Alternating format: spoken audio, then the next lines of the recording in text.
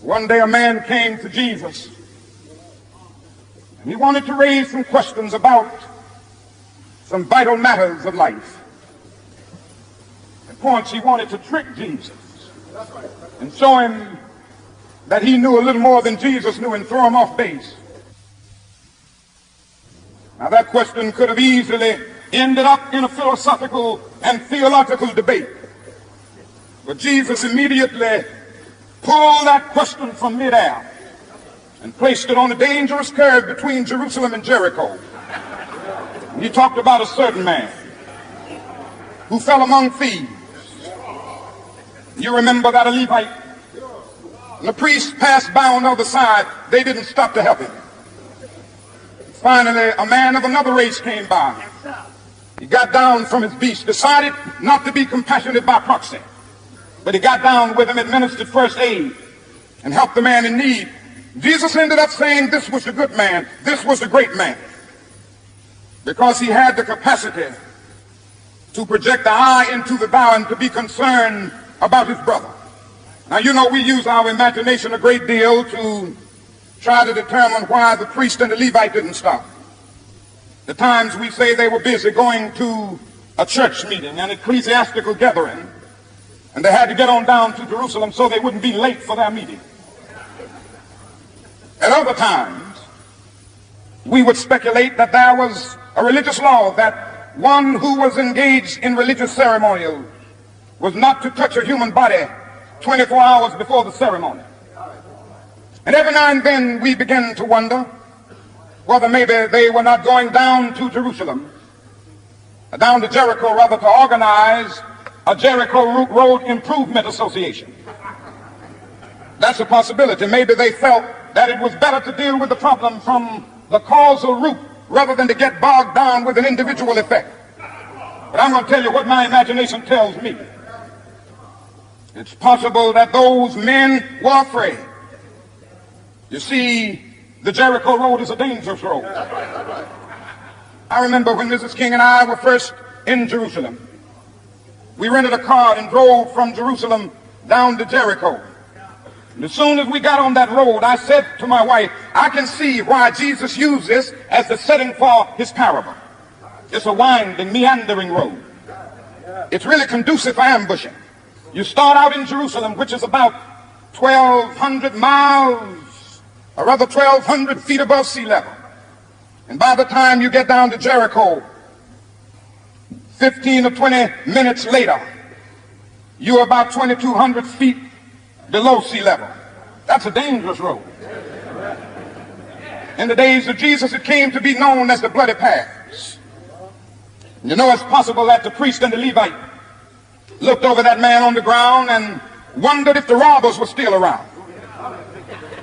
Or it's possible that they felt that the man on the ground was merely faking, and he was acting like he had been robbed and hurt in order to seize them over there, lure them there for quick and easy seizure.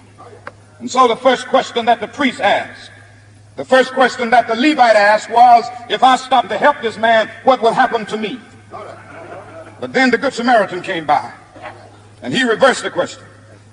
If I do not stop to help this man, what will happen to him? That's the question before you tonight. Not if I stop to help the sanitation workers, what will happen to my job? Not if I stop to help the sanitation workers, what will happen to all of the hours that I usually spend in my office every day and every week as a pastor? The question is not if I stop to help this man in need, what will happen to me? The question is, if I do not stop to help the sanitation workers, what will happen to them? That's the question.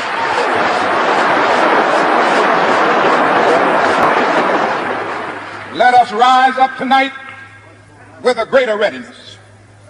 Let us stand with a greater determination.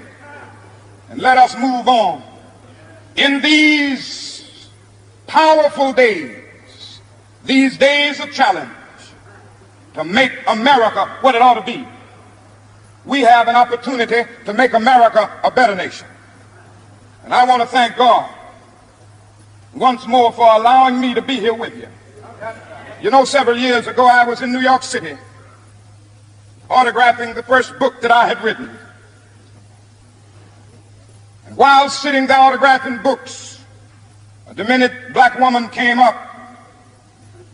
The only question I heard from her was, "Are you Martin Luther King?" And I was looking down writing, and I said yes. The next minute I felt something beating on my chest. Before I knew it, I had been stabbed by this demented woman. I was rushed to Hullam Hospital. It was a dark Saturday afternoon. That blade had gone through, and the x-rays revealed that the tip of the blade was on the edge of my aorta, the main artery. And once that's punctured, you're drowned in your own blood. That's the end of you. It came out in the New York Times the next morning that if I had merely sneezed, I would have died. Well, I don't know what will happen now. We've got some difficult days ahead. But it really doesn't matter with me now, because I've been to the mountaintop. I don't mind. Like anybody, I would like to live a long life. Longevity has its place. But I'm not concerned about that now. I just want to do God's will. And He's allowed me to go up to the mountain. And I've looked over and I've seen the promised land. I may not get there with you, but I want you to know tonight that we as a people will get to the promised land. So I'm happy tonight. I'm not worried about anything. I'm not fearing any man. Mine eyes have seen the glory of the coming of the Lord.